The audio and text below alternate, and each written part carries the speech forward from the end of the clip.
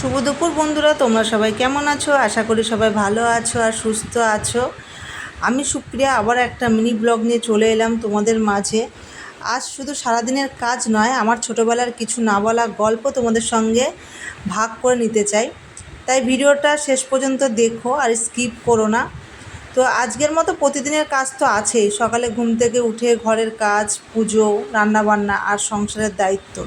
কিন্তু এই কাজগুলোর সঙ্গে আমার জীবনের একটা পুরনো স্মৃতি জড়িয়ে আছে। আমি যখন ছোট ছিলাম তখন অন্য 5টা বাচ্চার মতো আমার শৈশবটা খুব একটা ভালো কাটেনি। খেলাধুলা, বন্ধুদের সঙ্গে ঘুরে বেড়ানো বা নিশ্চিন্তে সময় কাটানোর সুযোগ খুব একটা পাইনি। খুব অল্প বয়স থেকেই সংসারের ছোট ছোট দায়িত্ব কাঁধে তুলে নিতে হয়েছিল। তারপর একটা সময় পারিবারিক কারণে মা বাবা কলকাতায় চলে যায়। তখন আমি ক্লাস 3তে পড়তাম। পড়াশোনার জন্য আমাকে আমার দাদুর কাছে রেখে যেতে হয়। প্রায় 1 বছর দাদুর বাড়ি থেকে আমি পড়াশোনা করি। দাদুরা যা যা বলতো সেগুলো করতাম। এইভাবেই আমার কেটে যায় দিনের পর দিন। এরপর কলকাতায় এসে ক্লাস 5-এ ভর্তি হই। যত বড় হতে লাগলাম ততই সংসারের দায়িত্ব বেড়ে গেল। আমার ছোট ছোট বোনেদের দেখাশোনা, ঘরের কাজকর্ম, মায়ের হাতে হাতে ঘরের সব কাজ, তারপর রান্না বান্না। তো একাধিক টাইম মা অসুস্থ থাকতো, মায়ের দেখাশোনা করা এগুলো করতে হতো। তারপরে কয়েক বছর পর যখন আমি ক্লাস 7-8-এ পড়ি তখন আমার ভাই জন্ম নিল। তো ভাই হওয়ার পরে ভাইকেও দেখাশোনা করতে হতো, ভাইয়ের যাবতীয় কাজ করতে হতো, কারণ মা খুব অসুস্থ থাকতো তার জন্য। তো সব মিলিয়ে নিজের জন্য আলাদা করে সময় আর পড়াশোনা করার সুযোগ খুব কম পেতাম। অনেকে হয়তো 11-12 বছর বয়সে সেই সুন্দর সময়টা হাসি, খেলা আর পড়াশোনার আনন্দে কাটিয়েছে। কিন্তু সেই সময়টা হয়তো আমি হাতা, খুন্তি, কড়াই এইসব নিয়ে সংসারের দায়িত্ব পালন করেছি। কিন্তু আমার সেই বয়সটা কেটেছে দায়িত্বের মধ্যে দিয়ে ঠিকই, তবুও আজও পিছনে ফিরে তাকিয়ে মনে হয় সেই ছোট ছোট কষ্টগুলো হয়তো আমাকে আজকের আমি হতে শিখিয়েছে।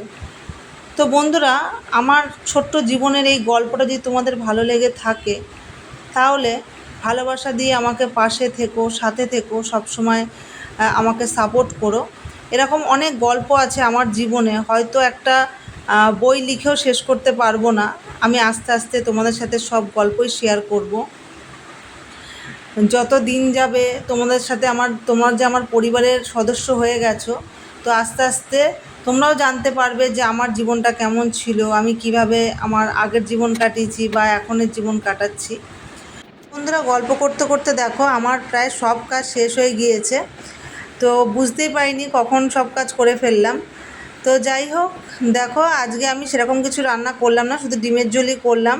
কারণ কালকের একটু তরকারি ছিল, তার জন্য আর আজকে রান্না করলাম না। আর যা গরম পড়েছে আর ইচ্ছেও করছে না যে আমি কিছু রান্না করব, তাই জন্য আর রান্নাও করিনি। তো রান্না করার পরে আমার ডিমের ট্রেটা কালকে আনা হয়েছিল বাজার থেকে, সেইটা ঢোকানো হয়নি। তো আজকে বসে বসে সেটা ফ্রিজে ঢুকিয়ে দিলাম, নাহলে নষ্ট হয়ে যাবে গরমে।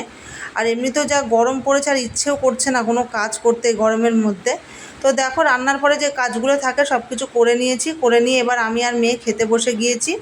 মেয়েকেও দিয়ে দিলাম, মেয়ে শুধু ডিমের ঝোল দিয়ে ভাত খাবে। আর এদিকে আমি দেখো একটু ভেন্ডির তরকারি আর ডিমের ঝোল নিয়ে নিয়েছি। তো বন্ধুরা, আমার এই গল্প, আমার এই ভিডিও, ব্লগ, রিলস তোমরা যাই দেখো না কেন, তোমাদের যদি ভালো লেগে থাকে অবশ্যই লাইক, কমেন্ট একটা করে শেয়ার করে দিও। তো চলো, টাটা।